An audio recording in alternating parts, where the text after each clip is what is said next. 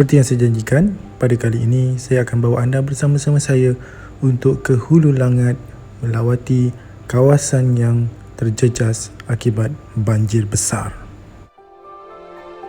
Bagi mengelakkan kesesakan lalu lintas, saya memilih untuk melalui Jalan Semenyih ke Batu 18 Hulu Langat.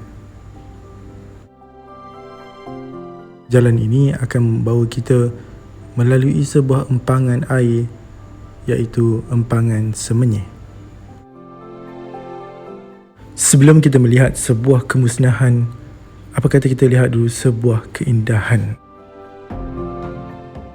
Empangan Semenyih siap dibina pada 1986 dan mempunyai keluasan seluas 1,500 hektar. Ia membakarkan sebanyak 120 juta galen air setiap hari kepada penduduk sekitar termasuk Lembah Klang. Empangan Semenyih ini adalah empangan air terbesar di Malaysia.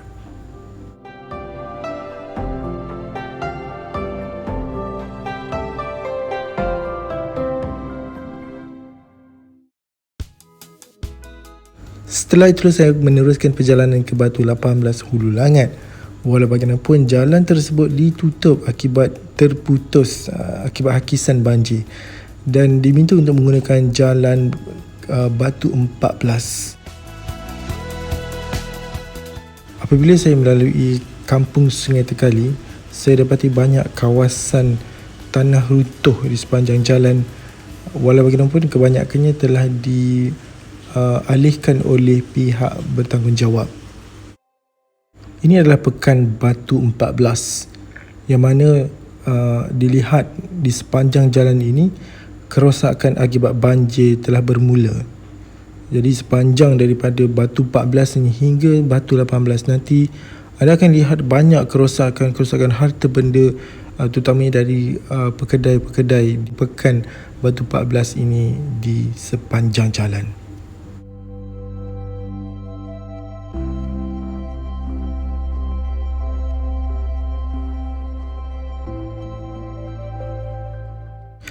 Kemudian saya bertemu dengan satu jalan yang telah runtuh di bahagian kanan jalan ini, yang mana hanya satu lane sahaja boleh digunakan.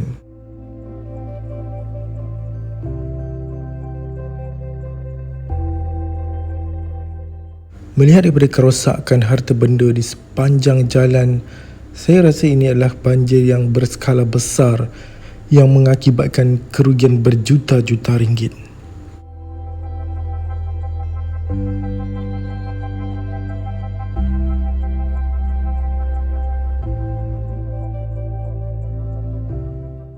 Selain daripada perabot dan perkakasan dalam rumah, didapati juga banyak kenderaan yang berlumpur di mana ianya tenggelam semasa banjir. Ini adalah Pekan Batu 18 di antara kawasan yang paling teruk terjejas akibat banjir pada minggu lalu.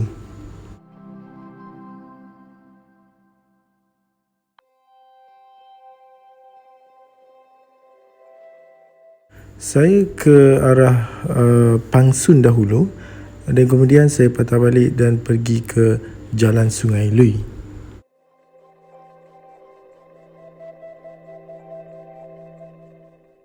Saya memberhentikan Ativa dan berjalan kaki ke arah kawasan yang teruk terjejas. Sebenarnya sepanjang perjalanan tadi saya nampak banyak tiang-tiang elektrik yang tumbang dan kabel elektriknya yang tersangkut di pokok dan juga jatuh ke tanah.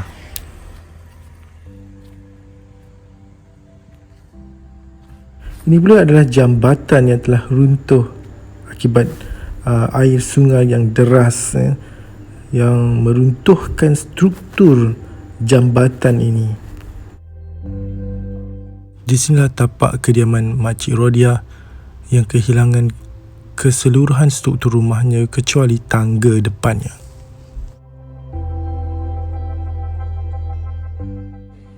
Rumah ini sangat berhampiran dengan sungai, terutama di sebelah kanan Dan di belakang rumahnya, dilihat juga sebahagian besar tebing sungai ini telah meluas dan telah meruntuhkan sebahagian laman rumah ini.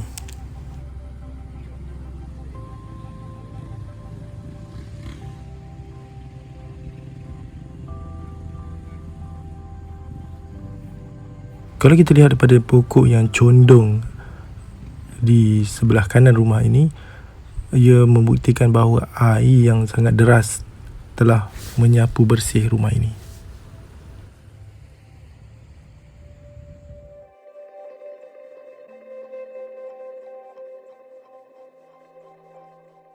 Kini hanya tangga yang tinggal sebagai kenangan.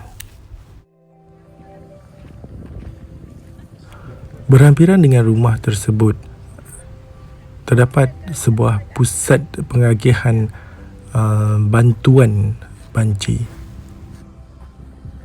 Selain dari rumah Makcik Rodia, banyak juga rumah-rumah lain yang runtuh akibat banjir minggu lalu. Air sungai yang sangat dekat dengan perumahan mereka meningkat dan kemudian berarus deras yang menyapu bersih harta benda di sekitar sungai. Pelbagai agensi kerajaan dan bukan kerajaan mahupun orang awam yang datang secara sukarela membantu mangsa-mangsa banjir di sini. Mereka datang daripada seluruh negara, dari Johor, Melaka, Negeri Sembilan, Kuala Lumpur Utara dan Patadi. Saya juga dapati banyak bantuan-bantuan daripada orang awam dari segi pakaian, makanan dan sebagainya. Antara yang mencuri perhatian saya ialah penghantar makanan, Grab Food. Ramai sekali membantu untuk mengagihkan barang-barang bantuan, especially ke kawasan-kawasan yang tidak boleh dimasuki kereta. Ada kawasan yang tanah jalan runtuh dan hanya motor saja boleh lalu. So riders ni dia membantu untuk hantar makanan terus ke rumah-rumah tersebut. Saya terbang untuk melihat keadaan di sana. Ternyata memang ada sebuah jalan yang telah runtuh belah kanannya akibat hakisan daripada sungai.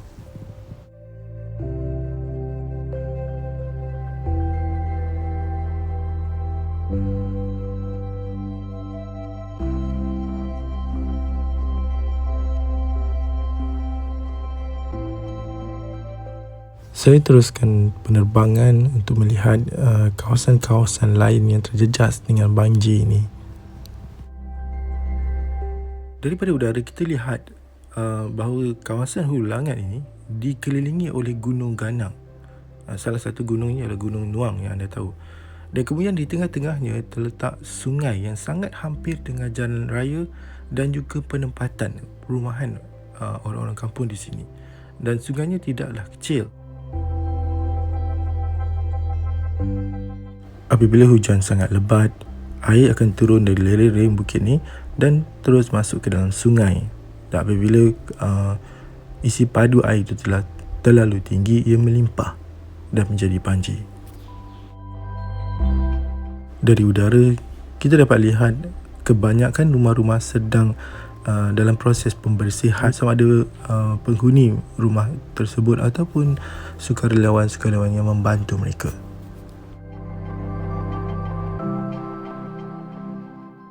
Tidak kurang juga mereka yang datang dari luar hanya untuk melihat kemusnahan yang berlaku di Hulu Langat ini. Kawasan ini sangat cantik sebenarnya. Sebab tu kita lihat banyak ada homestay, resort, pusat-pusat latihan dibina di berhampiran dengan sungai-sungai di sini.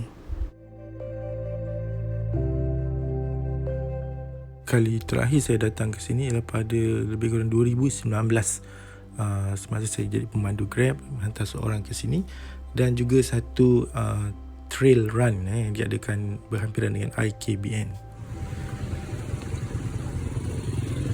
Saya terus ke jalan Sungai Lui untuk melihat kemusnahan yang lebih dahsyat di sini.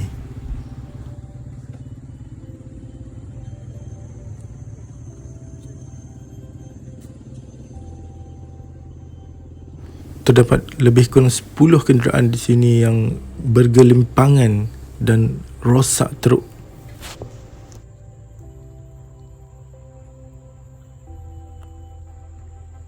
Seolah-olahnya yang berlaku di sini ialah air sungai yang sangat banyak yang telah melanggar kawasan sini, rumah ni dan kereta-kereta di sini, dan seperti ada pusaran, mungkin sebab ada pokok-pokok di sana, jadi air itu bertakun seketika dan menyebabkan bersepahnya kereta-kereta ini, bergelimpangannya kereta-kereta ini. Difahamkan bahawa keadaan ini berlaku pada waktu malam dan mereka tidak sempat untuk mengalihkan kenderaan-kenderaan mereka ataupun harta benda di dalam rumah mereka. Pada malam tersebut juga bekalan elektrik telah terputus dan ini menyukarkan lagi mereka untuk menyelamatkan diri dan harta benda mereka.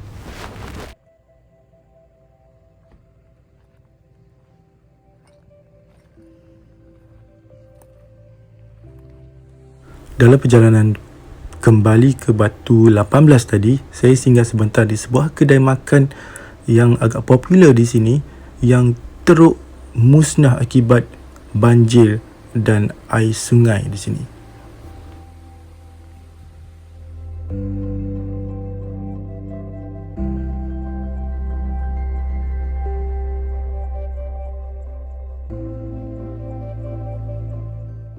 Melihat kepada sampah yang tersangkut pada tiang ini dan pokok-pokok sekitar ini, saya dapati air yang naik daripada sungai ini melebihi diri saya sendiri, iaitu melebihi dari 168 cm. Kerusakan teruk juga dilihat di sebahagian besar kedai-kedai yang berhampiran dengan sungai ini.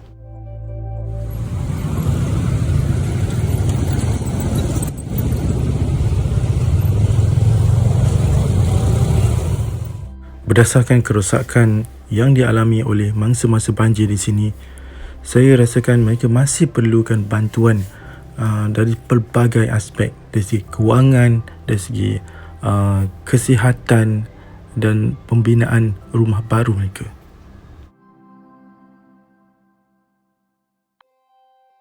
Pada pendapat saya secara peribadi, bantuan kerajaan RM1,000 itu adalah tidak mencukupi dan seharusnya lebih tinggi. Salah satu aspek yang penting ialah pengurusan sampah atau sisa-sisa banjir yang perlu diangkat segera untuk mengelakkan wabak penyakit.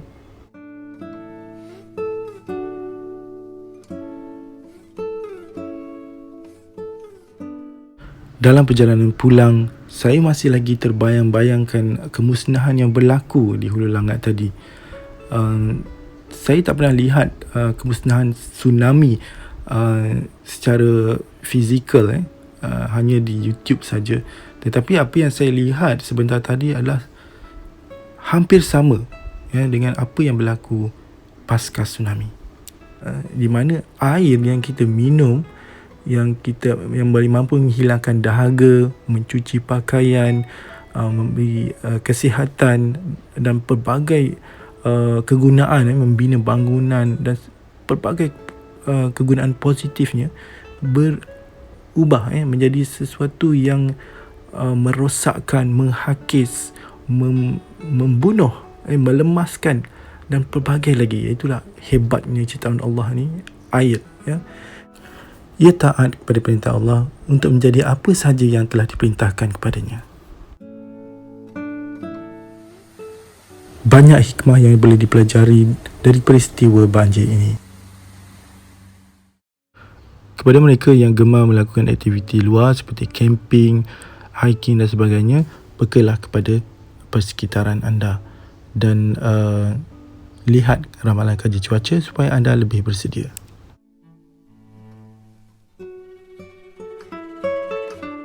Kami juga mengucapkan takziah kepada keluarga mangsa yang meninggal dunia di Hulu Langat ini.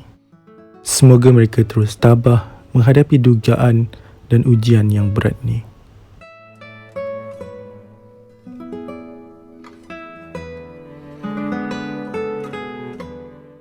Sekian saja video kami untuk pada kali ini. Kami akan bawakan seterusnya pengalaman kami di Shah Alam yang lebih dahsyat dan menjentihkan. Jika anda dapati channel ini bermanfaat bagi anda, mungkin anda boleh consider untuk subscribe dan tekan loceng supaya anda tidak ketinggalan dengan video-video akan datang. Terima kasih kerana menonton. Assalamualaikum dan salam sejahtera.